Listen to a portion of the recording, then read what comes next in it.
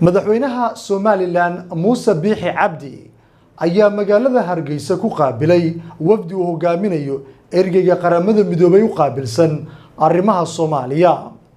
Wariyaheena Khalid Fantastic ayaa Hargeysa warkan inooga soo diray. madaxweynaha jamhuuriyadda Somaliland mudane Muuse Biixi Cabdi waxa uu kulan kula qaatay xarunta qasriga madaxtooyada ee Somaliland wakiilka xogayaha qaramada midoobay u qaabilsan Somaliland iyo Soomaaliya ambassador James Wold.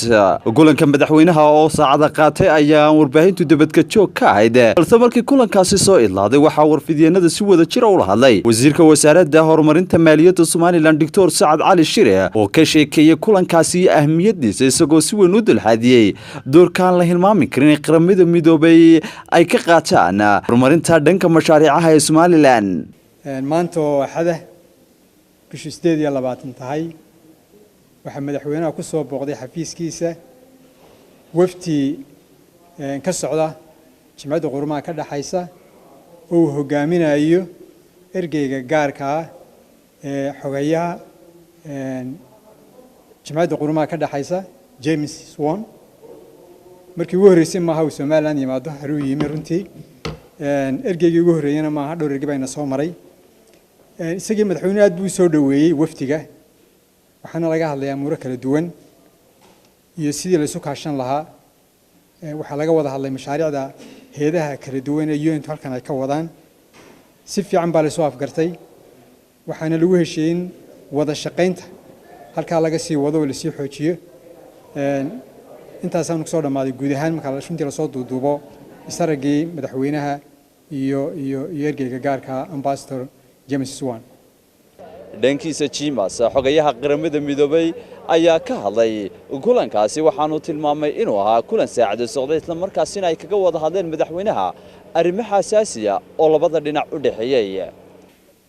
First, I would like to thank President Muuse Biixi Cabdi and the people of Somaliland for the warm welcome that I have received. ugu horeyntii waxaan u mahad celinayaa buu yidhi madaxweynaha Somaliland mudane Muuse Biixi Cabdi iyo shacbiga Somaliland sida quruxda badan ee milkaha leh ay soo dhaweeyeen.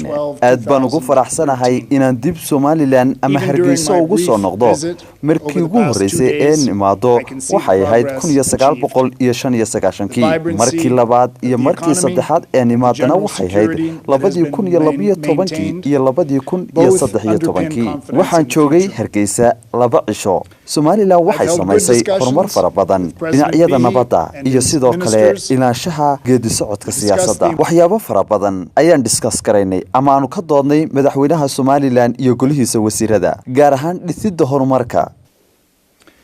I've held good discussions with President Biixi and his ministers. We discussed the importance of building on Somaliland's achievements. Critical to that is finding ways of resolving differences peacefully and constructively and maintaining open channels of communication.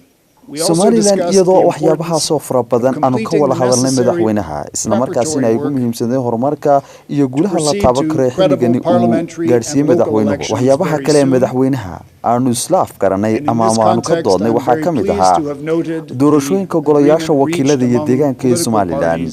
Just yesterday to move forward in preparing for elections on an early timeline. James Wold oo hadalkiisa sii wata ayaa sheegay in arrinta doorashooyinka xal waara laga gaaray isla markaasina heshiisyo ay ka gaadheen xukuumadda Somaliland iyo xisbiyada mucaaradka isla markaasina la qorsheeyay in doorashadu xilligeedii ku dhacdo. James Wold xogayaha qaramada midoobay sidoo kale isagoo hadalkiisa sii wata waxa uu ka hadlay mashaariicaha ay Somaliland ka fuliyaan sidoo kalena isagoo amaanay qaabka ay Somaliland mashaariicahaasi ugu hirgaleen isagoo sidoo kale ka hadlay qoxoontiyada xilligani ku nool Somaliland iyo sida hay'adahaasi ay ula shaqeeyaan. To see some of the work that the United Nations family is undertaking to address both immediate humanitarian needs and longer-term development goals here in Somaliland. Yesterday, I visited a skills production center supported by the UN Refugee Agency, UNHCR. It was inspirational to see the practical training being provided to equip refugees and asylum seekers to support themselves and their families and also to contribute to the host economy and the community here in Somaliland. I also visited the Civil Service Institute, supported by the UN Development Program and the Ministry of Interior. It was interesting to meet public officials working to overcome the challenges of developing local government, which is both accountable and responsive to those using local services. James ayaa ka mid noqonaya wafdi muddooyinkii ugu dambeeyay tan iyo markii madaxweyne Muuse Biixi Cabdi oo talada dalka qabtay wafdi inta badan Somaliland xilligan soo gaadha waxaanu ka mid noqonaya mas'uulkii ka qayb qaatay xalinta arrimaha doorashooyinka oo maalintii shalay la soo afmeeray. James Xoghaya qaramada midoobay ayaa dhanka kale mar warbaahinta isku dayday in su'aalo ka weydiiyaan kulanka madaxweynaha ayaa goobtaasi iskaga dhaqaaqay isla markaasina ka dhaga adeegay in wax su'aalo la weydiiyo. وخالد يوسف حسن فانتاستيك تلفزيون عالمي Somali Cable حرونتا قصرية مدحتوية Somaliland هرقيسا